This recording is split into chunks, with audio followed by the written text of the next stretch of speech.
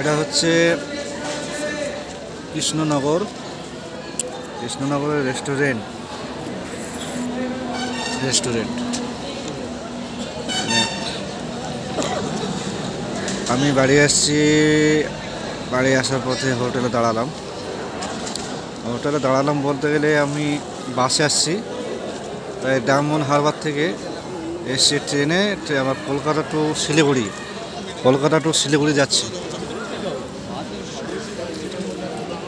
এই বাঁদিকে যে বাসটা দেখছেন প্রতীক, এই বাসে।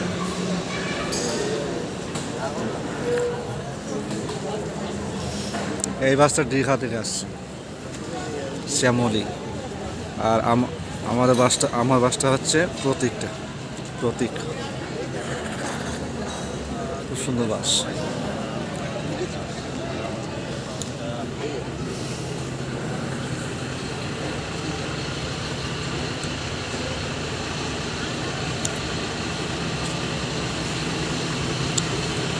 পেছনে ডবল চাকা আছে।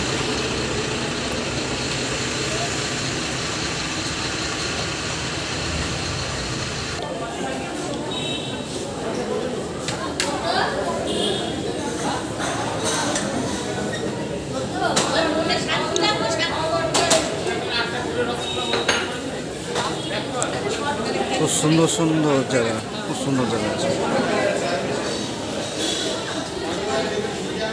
খুব সুন্দর পরিষ্কার পরিচ্ছন্নতা।